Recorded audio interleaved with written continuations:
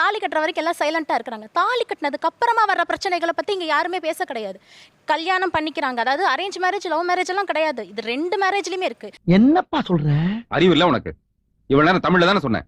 உள்ள வந்ததுக்கு அப்புறமா அவங்க அனுபவிக்கிற சிக்கல்களை எத்தனை பேர் இங்க வந்து ஞாபகம் வச்சிருக்கீங்க? பெரியவ வந்தா நீ என்ன கொண்டு வந்தன்ற பேச்சு காலத்துக்கும் கிடைக்கும். என் பையனுக்கு இப்ப பிசினஸ் முடிஞ்சிருக்கு, யாராச்சும் இருந்தா இப்போ நல்ல வீட்டுல எடுத்திருந்தோம்னா நாங்க இந்த மாதிரி கொடுத்துருப்பேன்னு மன உளைச்சல தினம் ஊசியில குத்துற மாதிரி குத்துவாங்க. நிறுத்தணும், எல்லாத்தையும் நிறுத்தணும். முடியாது. அனுபவிச்சிருக்காங்க, அனுபவிச்சிருக்கேன், அதெல்லாம் நான் வந்துட்டு உண்மையா தான் சொல்றேன்.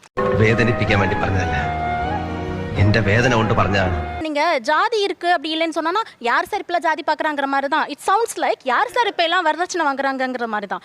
ரொம்ப கஷ்டமா இருக்கு. இல்ல சார், வரதட்சணை மாமியார் பக்கத்துல இருந்து குத்திக்கிட்டே இருக்காங்கன்னு சொல்றாங்கல்ல. குத்துறது மாமியார் மட்டும் கிடையாதுங்க, புருஷனே குத்துவான். என்ன பேசுறீங்க நீங்க? வீட்டுக்காரன் வந்துட்டு வரதட்சணை பணத்தை வந்து கேட்காம இருப்பான்னு நினைக்கிறீங்களா? எங்க வீட்டுல வெளியில வர்ற வரைக்குமே எனக்கு அந்த குத்தல் இருந்தது. இத்தனைக்கு சொந்தம் பெறத்தி கூட கிடையாது. என்னடா செய்யறது? ரொம்ப கஷ்டம்.